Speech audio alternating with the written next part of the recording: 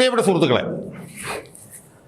ഈ CPM-ൻ്റെ സ്ഥിതി പരമദയനീയമായി കൊണ്ടിരിക്കുകയാണ് എന്ന് പറയാൻ എനിക്ക് യാതൊരു മടിയുമില്ല. ഇത്രയും വലിയൊരു മോശം കാലം ഒരുപക്ഷെ 1964 ശേഷം CPM നേരിട്ടുണ്ടാവും എന്നെനിക്ക് തോന്നുന്നില്ല. അന്വേഷണങ്ങളുടെ പുറത്ത് അന്വേഷണങ്ങൾ വന്ന് CPM-നെ ഇങ്ങനെ വരിഞ്ഞ് മുറുക്കിക്കൊണ്ടിരിക്കുകയാണ്.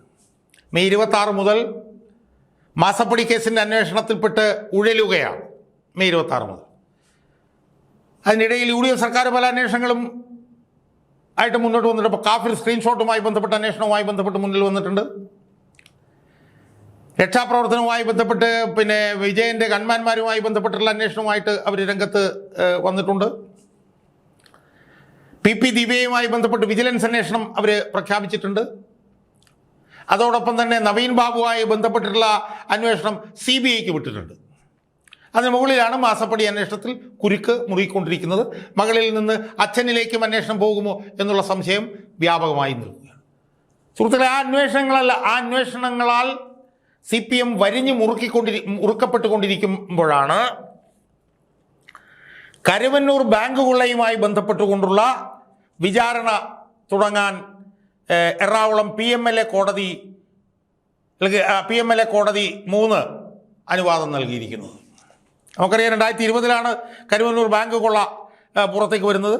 അതിനെ തുടർന്ന് ഏതാണ്ട് ഒരു 5 വർഷക്കാലം എൻഫോഴ്സ്മെൻറ്റ് ഡയറക്ടറേറ്റ് അന്വേഷണം നടത്തി. ആ അന്വേഷണം അവസാനിപ്പിച്ച് അതിൻ്റെ കുറ്റപത്രം സമർപ്പിച്ച് അത് വിചാരണ തുടങ്ങാനുള്ള അനുവാദം കോടതിയിൽ ചോദിച്ചു. കോടതി EDക്ക് അതിൽ വിചാരണ തുടങ്ങിക്കൊള്ളൂ എന്നുള്ള പച്ചക്കൊടി എറണാകുളം PMLA കോടതി നൽകിയിരിക്കുകയാണ്. സുഹൃത്തുക്കളെ, ഈ അന്വേഷണം വലിയ കുരുക്കാകാൻ പോവുകയാണ് CPM-ന് എന്നാണ് എനിക്ക് ഈ വീഡിയോയിലൂടെ എൻ്റെ പ്രേക്ഷകരോട് പറയാം. സുഹൃത്തുക്കളെ, ഈ അന്വേഷണത്തിൽ നമ്മൾ കേട്ടാൽ ഞെട്ടരുത്. ഈ അന്വേഷണത്തിൽ CPM ഒരു പ്രതിയാണ്.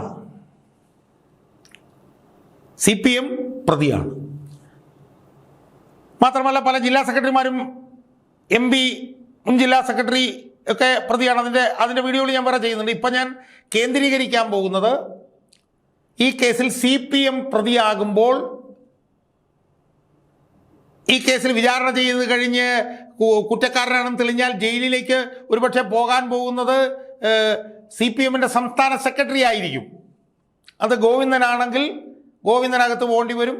ഗോവിന്ദൻ അല്ലെങ്കിൽ ആ സ്ഥാനത്തിരിക്കുന്ന സംസ്ഥാന സെക്രട്ടറി അകത്ത് പോകേണ്ടി വരും. ആ നിലയിലേക്കാണ് കാര്യങ്ങൾ പോകുന്നത് എന്നുള്ളത് കൊണ്ട് CPM എങ്ങനെ പ്രതിയായി, അതിൻ്റെ വിശദാംശങ്ങൾ എന്തൊക്കെ എന്നുള്ളത് സംബന്ധിച്ചിട്ടുള്ള കാര്യങ്ങളാണ് ഞാൻ ഈ വീഡിയോയിലൂടെ എൻ്റെ പ്രേക്ഷകരുമായി ചർച്ച ചെയ്യാൻ ഉദ്ദേശിക്കുന്നത്. ഇപ്പോഴത്തെ സാഹചര്യത്തിൽ ഈ കേസിൽ വിചാരണ നടന്നു കഴിഞ്ഞ് കള്ളത്തരം കണ്ടു എന്ന് തെളിഞ്ഞാൽ ഗോവിന്ദൻ അഴിയെണ്ണേണ്ടി വരും എന്നാണ് എനിക്ക് സൂചിപ്പിക്കാനുള്ളത്. അതിൻ്റെ വിശദാംശങ്ങളിലേക്കാണ് ഞാൻ പോകാൻ പോകുന്നത്. സുഹൃത്തുക്കളെ, ഈ case 2021 Irinjalakuda police station case register ചെയ്യുന്നത്. സെക്ഷൻ 406, 420, 409, 465 IPC-യിലെ 34 എന്നുള്ള വകുപ്പ് പ്രകാരം 2021 ക്രൈംബ്രാഞ്ച് ഇരിഞ്ഞാലക്കുട പോലീസ് സ്റ്റേഷനിൽ ഈ കേസ് രജിസ്റ്റർ ചെയ്യപ്പെടുന്നു. ഈ കൊള്ള നടന്നത് 2011 മുതൽ 2021 വരെയാണ്.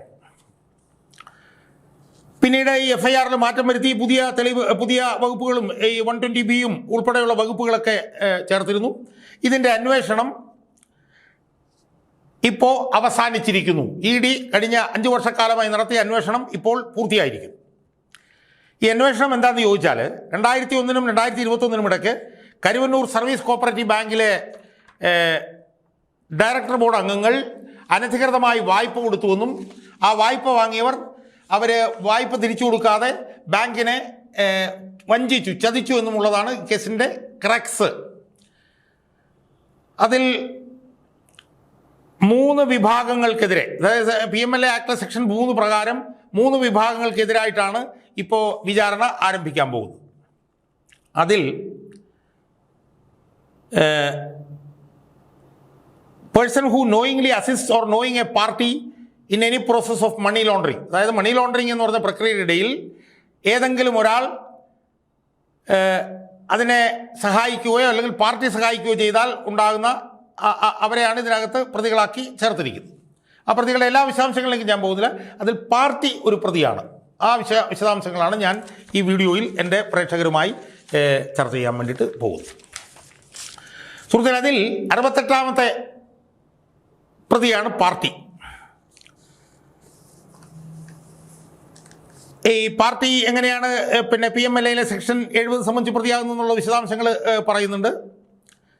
അതിൻ്റെ അടിസ്ഥാനത്തിൽ PMLA ആക്ടിലെ 3ാമത്തെ വകുപ്പ് പ്രകാരം ശിക്ഷാർഹമാണ് പാർട്ടി എന്നുള്ളതും പറയുന്നുണ്ട്. എൻ്റെ നിർവചനത്തിലേക്കൊന്നും ഞാൻ പോകുന്നില്ല. അതിൽ പറഞ്ഞു വന്നിരിക്കുന്നത് പാർട്ടി എന്ന് പറയുന്ന 68ാം പ്രതി 2 കുറ്റങ്ങൾ ചെയ്തിട്ടുണ്ട്. അതിലൊന്ന്, പാർട്ടി 2 കമ്മിറ്റികളിലൂടെ ഈ ബാങ്കിലെ ഡയറക്ടർ ബോർഡ് അംഗങ്ങളെ നിയന്ത്രിച്ചുകൊണ്ട് അനധികൃതമായി വായ്പ എടുക്കാൻ വന്നവരെ സഹായിച്ചതിലൂടെ കള്ളപ്പണം വെളുപ്പിക്കുന്ന പ്രക്രിയയിൽ പങ്കാളിയായി എന്നാണ്. അതായത് party assisted the illegal borrowers in the process of money laundering by controlling the board of directors through 2 committees. 2 കമ്മിറ്റികളിലൂടെ. ഇതിലൂടെ ലഭിച്ച പണത്തിൽ ഒരു ഭാഗം പ്രൊസീഡ്സ് ഓഫ് ക്രൈം, അതായത് അനധികൃതമായി വായ്പ കൊടുത്തതിലൂടെ കിട്ടിയ പണത്തിൽ ഒരു പങ്ക് കമ്മീഷനായി എടുത്തുവെന്നും അത് പ്രൊസീഡിങ്സ് ഓഫ് ക്രൈം ആണെന്നും അത് വേറൊരു ബാങ്ക് അക്കൗണ്ടിൽ കൊണ്ട് നിക്ഷേപിച്ചുവെന്നും അത് വേറൊരു വസ്തു വാങ്ങാൻ വേണ്ടി ഉപയോഗിച്ചു എന്നുമുള്ള 2ാമത്തെ കുറ്റമാണ്. 2 കുറ്റങ്ങളാണ് പാർട്ടി ഇതിനകത്ത് ചെയ്തിട്ടുള്ളത്. അതായത് party acquired A portion of proceeds of crime from illegal borrowers as commission, possessed parked in the bank account used for purchasing party to project as untainted. അതാണ് 2 കുറ്റങ്ങൾ പാർട്ടി ചെയ്തിട്ടുള്ളത്. അതിന് വിശദാംശമായിട്ട് പറയുന്നത് എന്താ? പാർട്ടി തൃശ്ശൂർ ജില്ലാ കമ്മിറ്റി കരുവന്നൂർ സർവീസ് സഹകരണ ബാങ്കിലെ കാര്യങ്ങൾ നിയന്ത്രിക്കാൻ വേണ്ടിയിട്ട് 2 കമ്മിറ്റികളെ നിയമിച്ചു. ഒന്ന് പാർലമെന്ററി പാർട്ടിയും മറിച്ച് 2 പാർട്ടി ഫ്രാക്ഷനുമായിരുന്നു. അവർക്കാണ് ഈ പാർട്ടി കരുവന്നൂർ സഹകരണ ബാങ്കിലെ നടപടിക്രമങ്ങൾ അവരാണ് നിയന്ത്രിച്ചിരുന്നത്. ഈ കമ്മിറ്റിയെ നിയമിച്ചിരുന്നത് തൃശ്ശൂർ ജില്ലാ കമ്മിറ്റിയാണ്. 2011 മുതൽ 16 വരെയും 2016 മുതൽ 21 വരെയും CPM പാർട്ടിയുടെ ജില്ലാ സെക്രട്ടറിമാർ അവരെല്ലാവരും ഇതിൽ പങ്കാളിയാണ്. അതായത് തൃശ്ശൂർ ജില്ലാ കമ്മിറ്റിയുടെ സെക്രട്ടറിമാർ, പുറത്തുശ്ശേരി നോർത്ത് ലോക്കൽ കമ്മിറ്റിയുടെ സെക്രട്ടറി, പുറത്തുശ്ശേരി സൗത്ത് ലോക്കൽ കമ്മിറ്റിയുടെ സെക്രട്ടറി, ഇരഞ്ഞാലക്കുട ഏരിയ കമ്മിറ്റിയുടെ സെക്രട്ടറി, അവരെല്ലാവരും അനധികൃത വായ്പ എടുക്കുന്ന ആ പ്രവർത്തനത്തിൽ പങ്കാളിയാവുകയും കള്ളപ്പണം വെളുപ്പിക്കുന്നതിൽ പങ്കാളിയാവുകയും ചെയ്തു എന്നുള്ളതാണ്. അതിനുശേഷം പറയുന്നത് CPM പാർട്ടി അവരെന്ത് ചെയ്തു? അനധികൃത വായ്പ കൊടുക്കാനായിട്ട് ബാങ്കിൻ്റെ പ്രസിഡന്റിനെയും ബോർഡ് ഓഫ് ഡയറക്ടേഴ്സിനെയും അവർ നിർബന്ധിച്ചു. ഇതാണ് പാർട്ടിക്കെതിരായിട്ടുള്ള അടുത്ത ആരോപണം. 2017 പുറത്തുശ്ശേരി ലോക്കൽ കമ്മിറ്റി സെക്രട്ടറി ഈ കള്ളവായ്പ കൊടുക്കുന്നതിന് എങ്ങനെ സഹായിച്ചു എന്നുള്ളത് പറയുന്നുണ്ട്. അതിൻ്റെ വിശദാംശങ്ങളെല്ലാം പറയുന്നുണ്ട്. അപ്പോൾ ഇതിൽ നമ്മൾ മനസ്സിലാക്കേണ്ടത്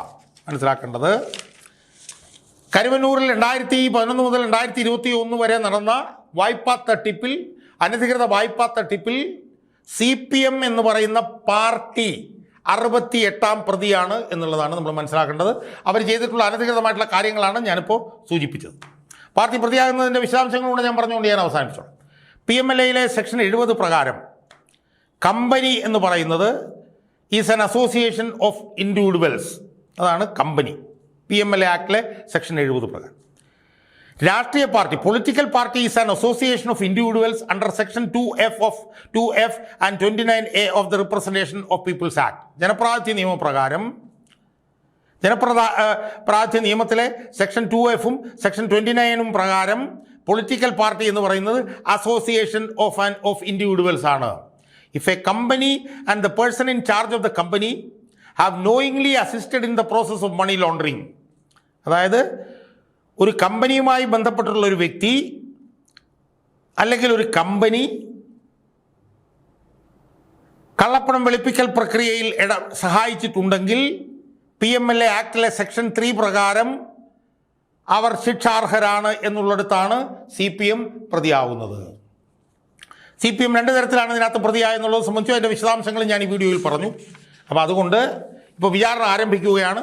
ഈ വിചാരണ ആരംഭിച്ച് ഈ കുറ്റം തെളിയാനുള്ള എല്ലാ സാധ്യതകളും ഉണ്ട് എന്നാണ് ഞാൻ മനസ്സിലാക്കുന്നത്. തെളിഞ്ഞാൽ പാർട്ടിയുടെ പാർട്ടി പ്രതിയായതുകൊണ്ട്, പാർട്ടി 68-ാം പ്രതിയായതുകൊണ്ട് പാർട്ടിയുടെ സെക്രട്ടറി, അയാളാണല്ലോ പാർട്ടിയുടെ ചുമതലക്കാരൻ, അയാൾ ജയിലിലേക്ക് പോകേണ്ടി വരും. ഇന്നത്തെ സാഹചര്യത്തിൽ ഈ കുറ്റം തെളിഞ്ഞാൽ ഈ പാർട്ടിയുടെ സെക്രട്ടറി എന്നുള്ള നിലയിൽ MV ഗോവിന്ദനായിരിക്കും ജയിലിലേക്ക് പോകേണ്ടി വരിക എന്നാണ് എനിക്ക് സൂചിപ്പിക്കാനുള്ളത്. അതുകൊണ്ട് പാർട്ടിയുടെ സ്ഥിതി പരമദയനീയമായി മാറിക്കൊണ്ടിരിക്കുകയാണ് ദിവസങ്ങൾ കഴിയും തോറും എന്നാണ് എനിക്ക് സൂചിപ്പിക്കാനുള്ളത്.